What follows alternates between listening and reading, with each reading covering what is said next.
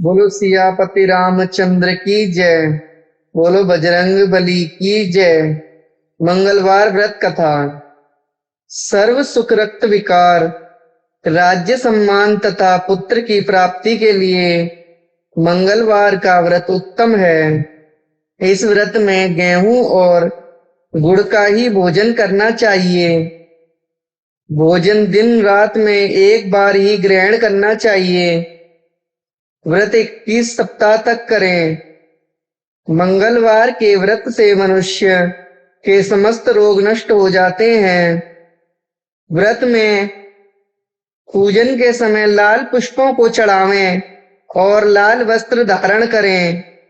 अंत में हनुमान जी की पूजा करनी चाहिए तथा मंगलवार की कथा सुननी चाहिए।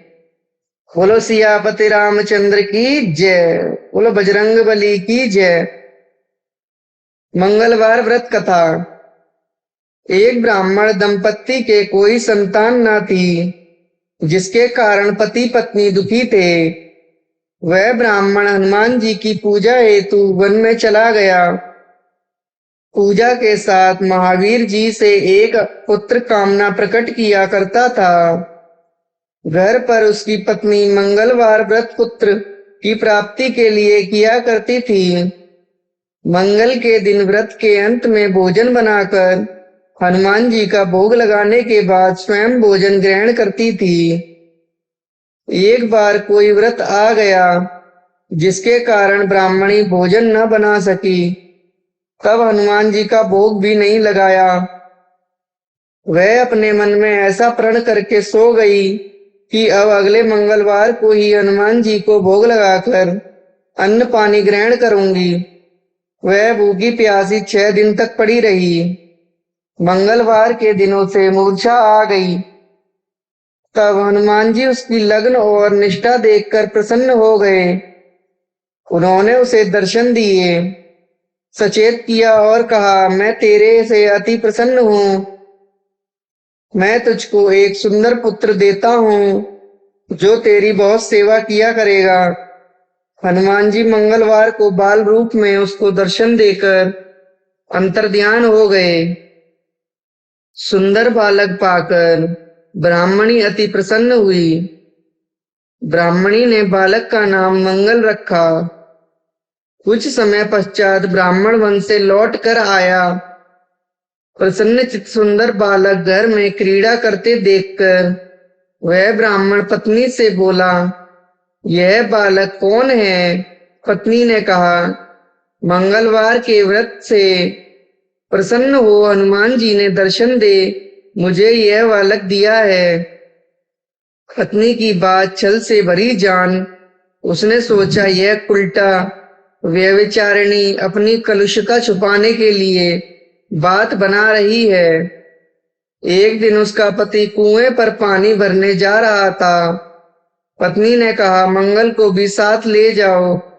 वह मंगल को भी साथ ले गया और उसको कुएं में डालकर वापस पानी भरकर आ गया। तो पत्नी ने पूछा, मंगल कहाँ है? तभी मंगल मुस्कुराता हुआ घर आया। उसको देख ब्राह्मण आश्चर्यचकित हुआ। रात्रि में उसके पति से हनुमान जी ने स्वप्न में कहा, यह बालक मैंने दिया है, तुम पत्नी को उल्टा क्यों समझते हो? पति यह जानकर हर्षित हुआ। फिर पति पत्नी मंगल का व्रत रख अपना जीवन आनंद पूर्वक व्यतीत करने लगे। जो मनुष्य मंगलवार व्रत कर कथा को पढ़ता है, हनुमान जी की कृपा से उसके सब कष्ट दूर होकर सर्व सुख प्राप्त होता है। अब हम सुनेंगे मंगलिया की कथा।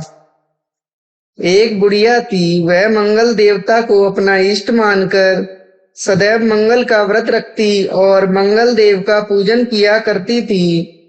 उसका एक पुत्र था जो मंगलवार को उत्पन्न हुआ था।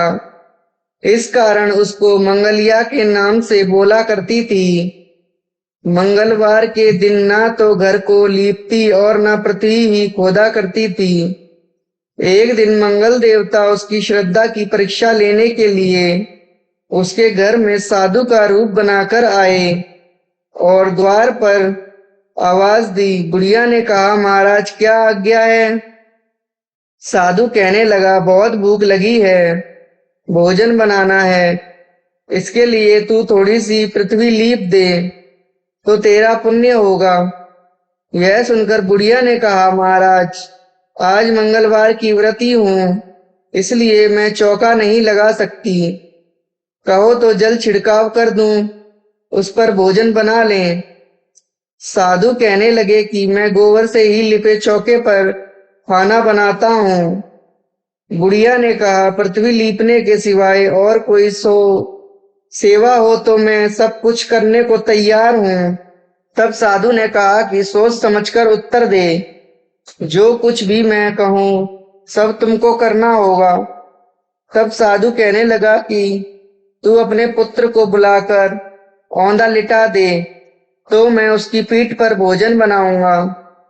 साधु की बात सुनकर बुढ़िया चुप हो गई। तब साधु ने कहा कि बुला ले लड़के को, अब सोच विचार क्या करती है। बुढ़िया भी मंगलिया मंगलिया कहकर पुकारने लगी। थोड़ी देर बाद लड़का आ गया।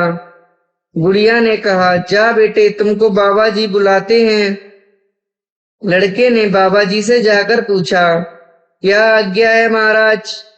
बाबा जी ने कहा कि जाओ अपनी माता जी को बुला लाओ। तब माता आ गई तो साधु ने कहा कि तू ही इसको लिटा दे। बुढ़िया ने मंगल देवता का स्मरण करते हुए लड़के को औंधा लिटा दिया और उसकी पीठ पर अंगीठी रख दी और कहने लगी कि महाराज अब जो कुछ आपको करना है कीजिए, मैं जाकर अपना काम करती हूँ। साधु ने लड़के की पीठ पर रखी हुई अंगूठी में आग जलाई और उस पर भोजन बनाया। जब भोजन बन चुका तो साधु ने बुढ़िया से कहा कि अब अपने लड़के को बुलाओ, वह भी आकर भोग ले जाए। बुढ़िया कहने लगी, यह कैसे आश्चर्य की बात है कि उसकी पीठ पर आपने आग जलाई और उसी को प्रसाद के लिए बुलाते हैं। क्या यह संभव है कि अब भी इसको जीवित समझते हैं? आप कृपा करके उसका स्मरण भी मुझको न कराइए और भोग लगाकर जहां जाना हो जाइए। साधु के अत्यंत आग्रह करने पर बुढ़िया ने ज्यों ही मंगलिया कहकर आवाज लगाई, त्यों ही एक ओर से मंगलिया दौड़ता हुआ आ गया। साधु ने लड़के को प्रसाद दिया और कहा कि माई तेरा व्रत सफल हो गया। तेरे हृदय में दया और अपने इष्ट देव में अटल श्रद्धा है, इसके कारण तुम्हें कभी कोई कष्ट नहीं पहुंचाएगा। बोलो भगवान हनुमान जी की जय। बोलो सियापति रामचंद्र की जय।